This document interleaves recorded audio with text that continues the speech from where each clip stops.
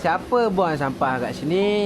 Kau ni tasik dia lah bersih, cantik. Korang pergi buang sampah kat sini. Aku bagi tahu mak korang. Apa benda ni weh? Dia usah ayam. Kita tengok ada haiwan apa je ni. Okay, ini ayam Belanda babe. Pasal dah beli ayam Belanda eh? Masuk dia pandang. Assalamualaikum. Okay, nak jalan sana lagi. Bye bye. Sini. Sini. Kau masuk konten ni. Nak ambil lah. Tak nak sudah. Assalamualaikum.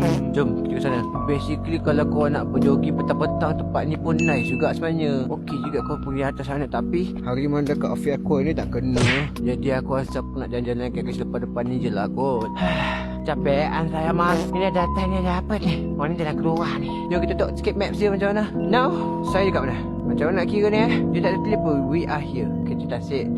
Siapa yang buat ni map ni? Jalan aja lah. Putrajaya Seafood and Restaurant. Oh, kedai di bawah ni ada restoran. Tapi view tu, dia punya tasik tu cantik sangat lah. Feeling lah. Bukan ada orang buat main bola sini. Kalau tersepak bola masuk tasik tu, mati cekik darah nak ambil. Orang trampolin. Boleh main trampolin pula kat sini. Alhamdulillah. Mari jap kita tengok tasik sini. Macam mana rupanya? Oh ya, gila. Oh ni lawa. 1, 2. Hello. Ada water fountain. 50 meter. Aku jalan macam ni pun dah penat lah.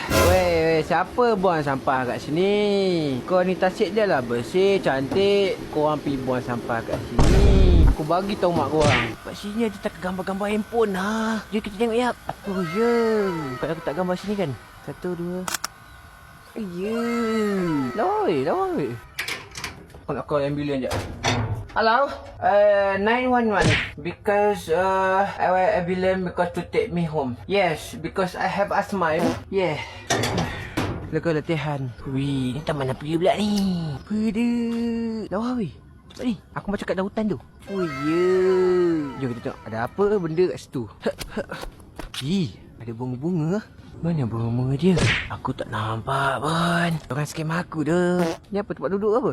Oh ya. Aku dah gigit nyamuk lah. Aku dah tampar satu nyamuk. Sebabkan dia gigit aku. Mati kau nyamuk. Makan kau tu. Apa pun thank you tambah petani. Ciao.